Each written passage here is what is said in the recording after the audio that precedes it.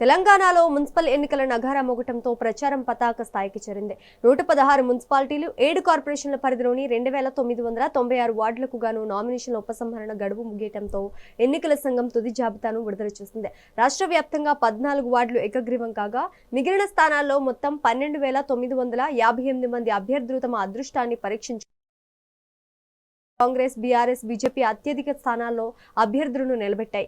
ఏకగ్రీవాల్లో కాంగ్రెస్ స్పష్టమైన ఆధిక్యం కనబరచగా రెబెల్స్ బిడద పార్టీలకు కంటి మీద కునుకు లేకుండా చేస్తోంది. ఫిబ్రవరి 11న పోలింగ్ జరగనుండగా 13న ఫలితాలు వెలువడనున్నాయి.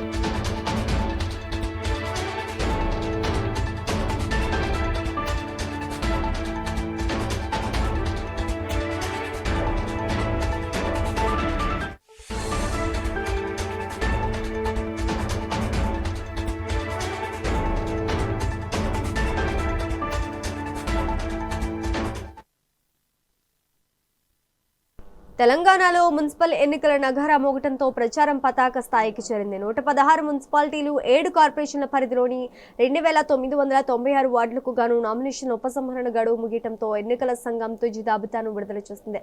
రాష్ట్ర వ్యాప్తంగా 14 వార్డులు ఏకగ్రీవం కాగా మిగిలిన స్థానాల్లో మొత్తం 12,958 మంది అభ్యర్థులు తమ అదృష్టాన్ని పరీక్షించుకుంటున్నారు. ఇక ఇదే అంశానికి సంబంధించి మరింత సమాచారం మెదక్ నుంచి మా ప్రతినిధి మల్లారెడ్డి అందిస్తారు. మల్లారెడ్డి, చెప్పండి.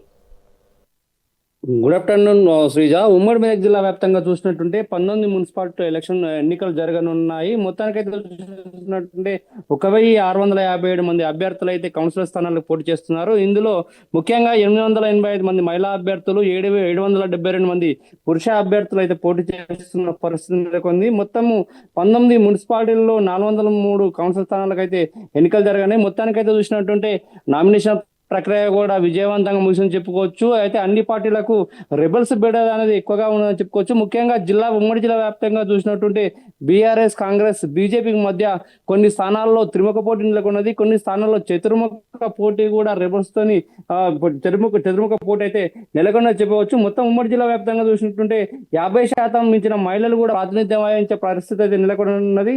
అయితే సద్దుల కోసం కూడా పతులు కూడా వాళ్ళ విజయానికి అయితే చెముడుస్తున్న పరిస్థితి అయితే జిల్లాలో నెలకొన్నది. ఏదేమైనా బీఆర్ఎస్ అనేది గత ఎన్నికల్లో చూసినట్టుంటే మొత్తానికి గత మున్సిపాలిటీ చైర్మన్ స్థానాలను అయితే మొత్తం క్లీన్ స్వీప్ చేసిన పరిస్థితి. ఇప్పుడు కూడా ఆయా పార్టీలకు సంబంధించిన ఇప్పుడు బీఆర్ఎస్ పార్టీకి సంబంధించిన మాజీ మంత్రి హరీష్ రావు ఎట్లాగైనా సరే క్లీన్ స్వీప్ చేయాలనే ఉద్దేశంతో అతను ప్రచారాన్ని అయితే ముమ్మరం చేశాడు. శ్రేణులకు కూడా దిశానిర్దేశం చేస్తున్న పరిస్థితి.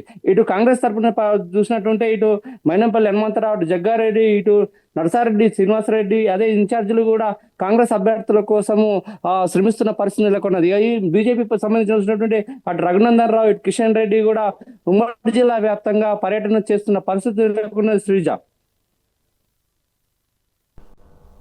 మెదక్లో ఏ పార్టీల మధ్య పోటీ జరగనుంది మల్లారెడ్డి? ఉమ్మడి మెదక్ జిల్లా వ్యాప్తంగా చూసినట్టుంటే 19 మున్సిపాలిటీల్లో ముఖ్యంగా బీఆర్ఎస్ వర్సెస్ కాంగ్రెస్ కొన్ని స్థానాల్లోనూ, బీఆర్ఎస్ వర్సెస్ బీజేపీ కొన్ని స్థానాల్లో పోటీ అనేది నెలకొన్నది. ఇంకా కొన్ని స్థానాల్లో బీఆర్ఎస్, కాంగ్రెస్, బీజేపీ మధ్య త్రిముఖ పోరు నెలకొన్నది. అయితే మొత్తానికి చూసినట్టుంటే ఉమ్మడి మెదక్ జిల్లాలో మెదక్ మున్సిపాలిటీ పరిధిలోని 32వ వార్డు అభ్యర్థి గోదాల మానస ఏకగ్రీవంగా ఎన్నిక కావడం కూడా జరిగింది. Sreeja, right, thank you for the update Mallareddy.